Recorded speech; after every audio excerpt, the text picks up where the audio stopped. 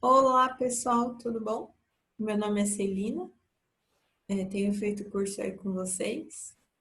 E quando eu tô no começo da aula, eu ainda tô no meu horário de trabalho e tenho uma certa dificuldade lá de conexão de internet, fica caindo toda hora. Estou pedindo para o professor, né, se eu poderia gravar. E aqui vai a gravação do seminário, beleza? Então, beleza, pessoal. Então vamos lá. Vou compartilhar com vocês a minha tela. Então, o meu trabalho é sobre o uso da ferramenta LCAT, que é a Local Climate Analysis Tool, para a tomada de decisão em recursos hídricos, né, para resiliência, né, que é aquele conceito nosso em que a gente, apesar de sofrer os danos naturais cíclicos, os causados pelo homem, a gente tenta resistir em termos de recursos hídricos, né? Então, bom, exemplificação do problema, o que acontece?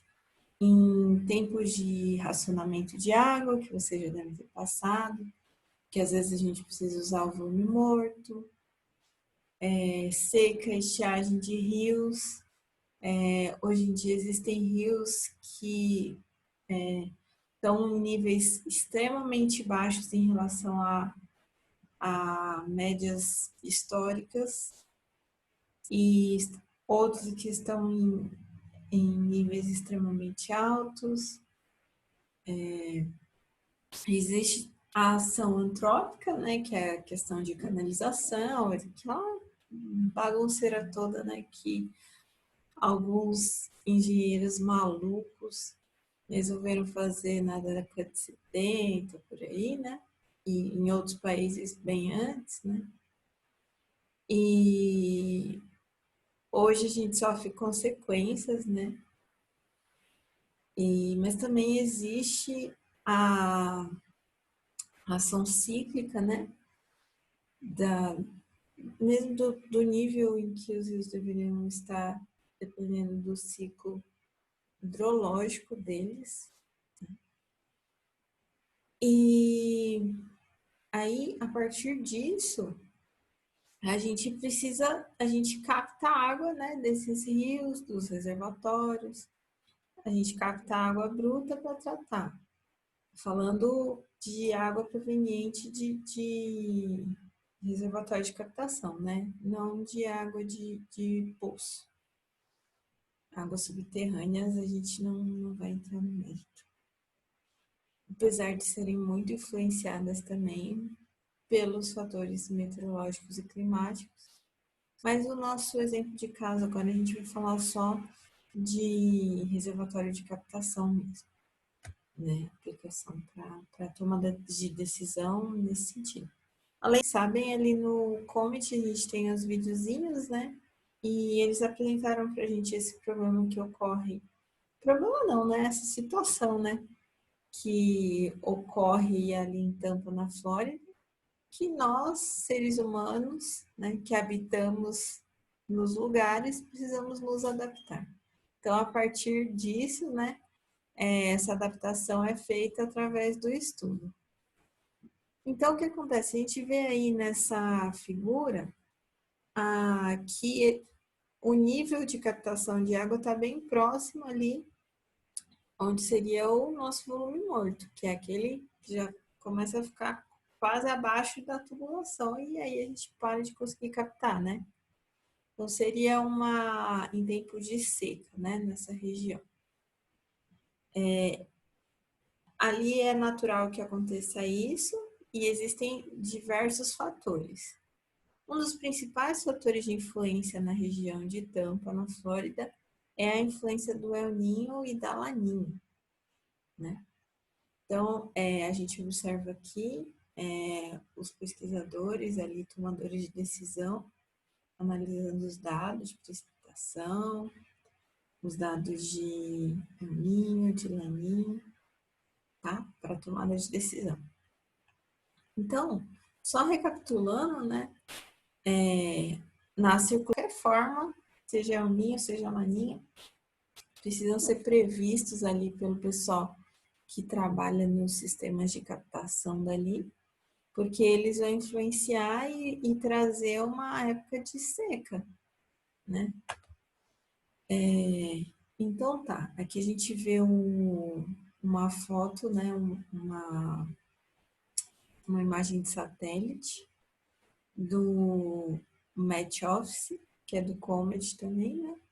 Aí a gente vê o El Niño, né? Seria esse aquecimento bem uniforme, espalhado e algo que não ocorre na circulação neutra do, ali do Oceano Pacífico, né? A gente vê um aquecimento grande aqui na costa da América do Sul.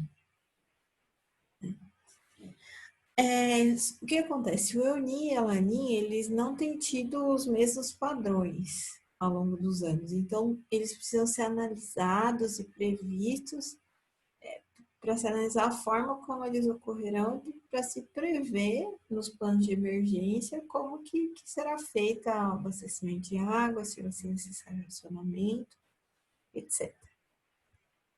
Então, a gente vê aqui uma foto da tela do LCAT, né, como você consegue analisar, ali você pode escolher o tipo de dado que você quer, o local, a região, aí você coloca o período, aquele esquema mesmo de obtenção de dados que a gente está mais acostumado, né?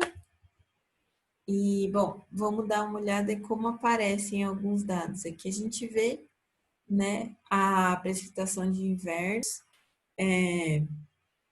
tipos de características que a gente quer analisar, né? Nesse caso, a gente uma análise do risco de inundação, ali na região de Tampa, na Flórida. A gente tem aqui uma fotinho dos tomadores de decisão ali, né, da região, doidinhos olhando as bombas de captação para ver o que eles vão fazer, né? E aí é mostrado no curso a importância de se utilizar dos dados meteorológicos e climáticos para essa análise. Então, estudo de caso de Tampa, na Flórida. Aqui a gente vê uma previsão de temperatura proveniente de diversos modelos, né? Que é até a figura que estava ali na fotinha da doutora Alison, falando sobre como é importante que eles analisem esses dados, né, para preverem o que vai acontecer, né. Então, vocês podem observar que são dados de diversos modelos, parecidos com aqueles que a gente olha com o professor, né, e para a nossa previsão aqui na nossa região, os dados, né, do CPTEC, e, bom, são super importantes para a nossa análise, né? E eles passam para a gente 5 passos para essa análise com objetivo a resiliência, né, dos recursos hídricos. Primeiro, explorar riscos, avaliar vulnerabilidade e riscos, investigar opções, priorizar ações, colocar em prática as ações. Então, a parte de explorar riscos, avaliar vulnerabilidade e riscos, são os passos que interessam para a gente, que trata da parte que observa a parte meteorológica e climática.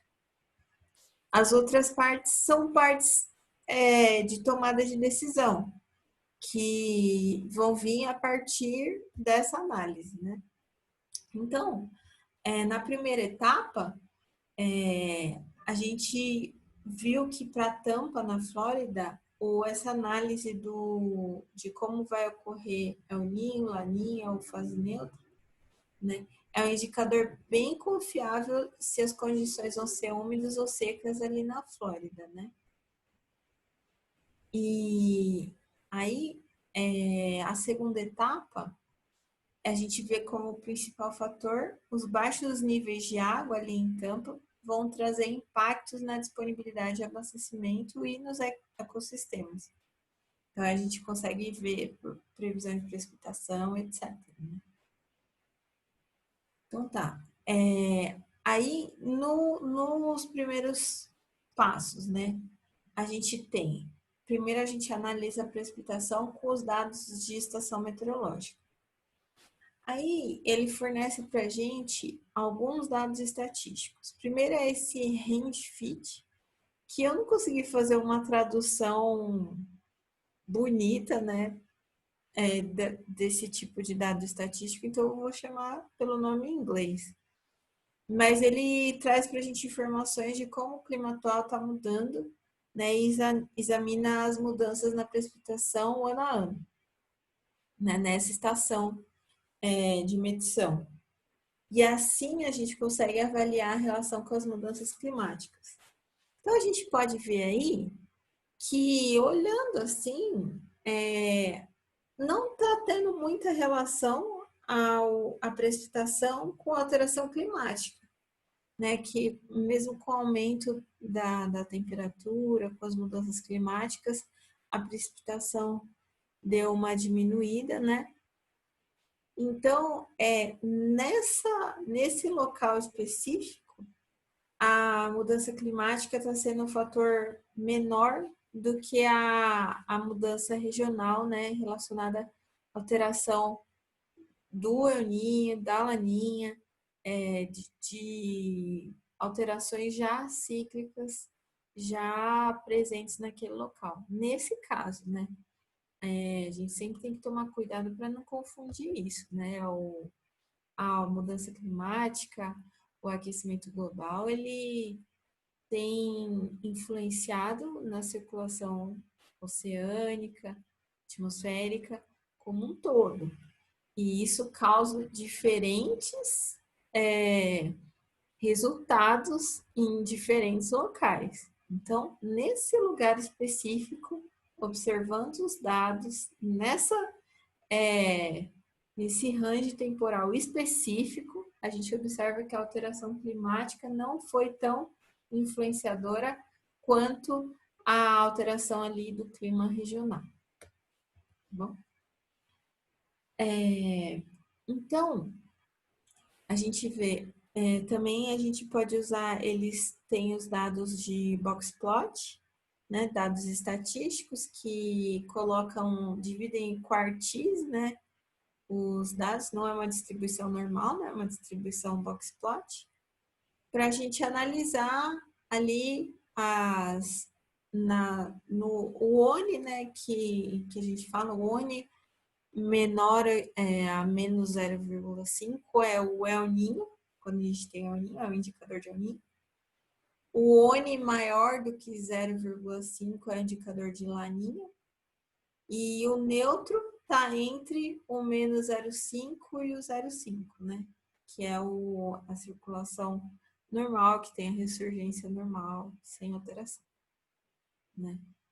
Então, a gente vê aqui nesse boxplot essa distribuição por meio dos quartis de onde está o total de precipitação dentro do El Niño, da Laninha e da fase neutra. Então, a gente tem os dados também da estação meteorológica,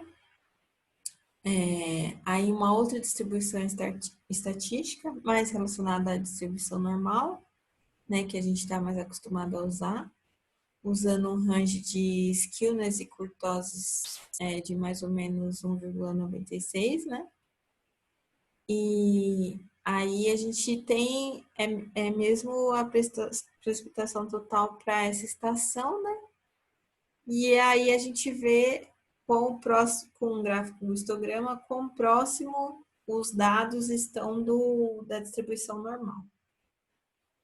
Uma análise estatística para ajudar a gente a observar. Aí depois, né, da análise da estação meteorológica, regional, a gente vai para a divisão climática, a partir do mais analisar o todo, né?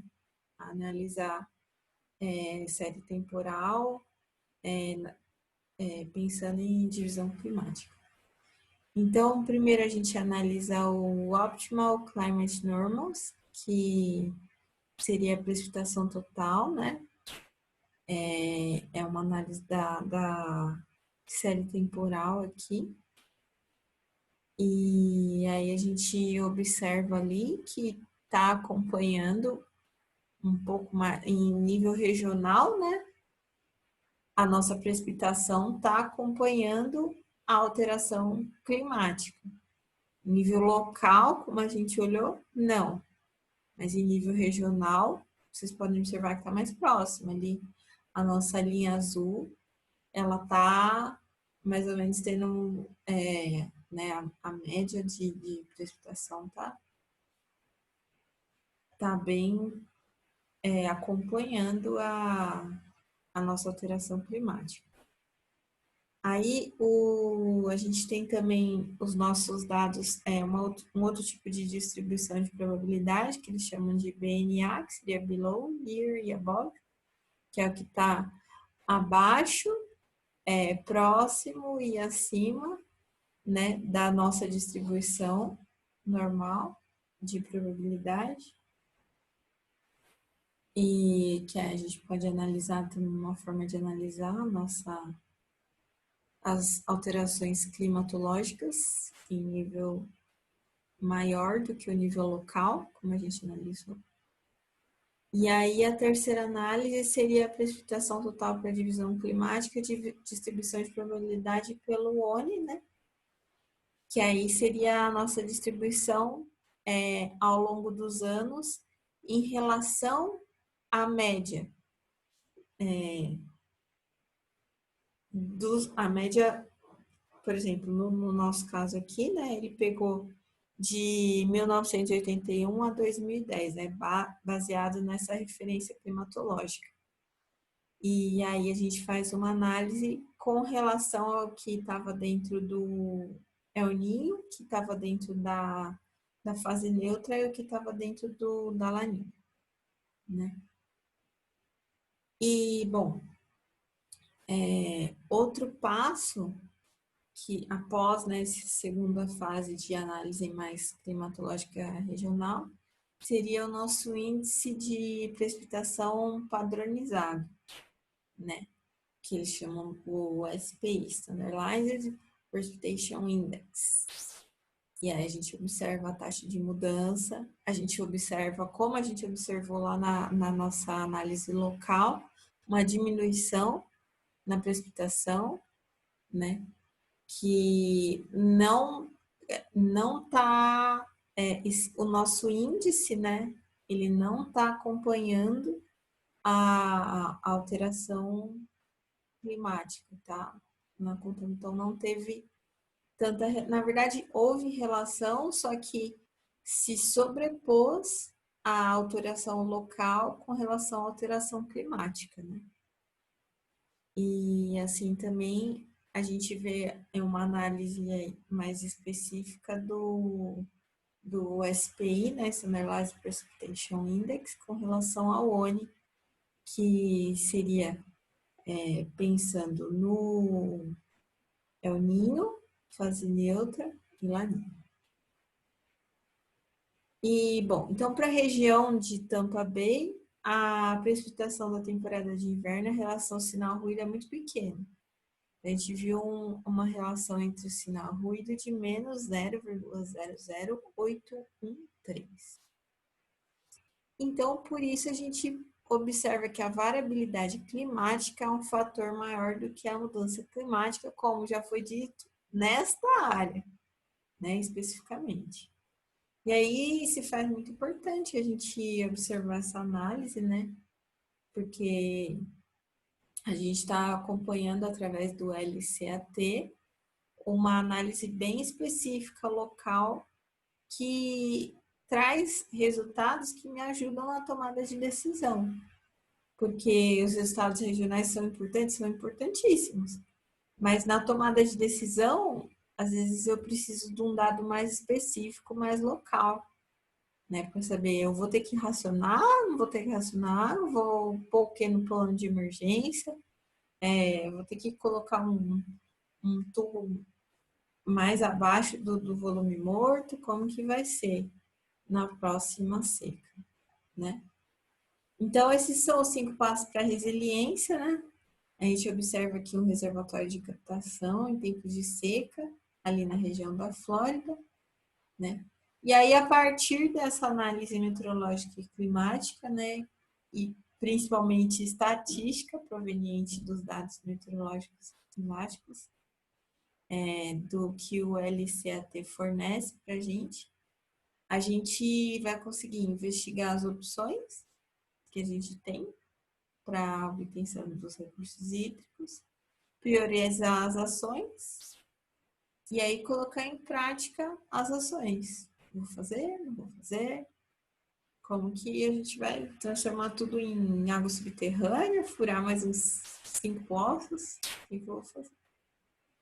Aqui eu coloquei um exemplo lá de onde eu trabalho no site de Jacareí, e para vocês observarem aqui, o rio ele chegava há uns 10 anos atrás, né, pelo que me conta, ele chegava aqui onde estão essas árvores, né, e esse aqui é o volume normal em tempos de cheia, né, no rio. Então a gente teve que colocar uma tubulação de captação mais abaixo do nível da tubulação onde ela estava, né? A tubulação ficava aqui mais ou menos onde estão esses rapazes. A gente teve que colocar a tubulação bem lá embaixo, que foi no dia que a gente estava diminuindo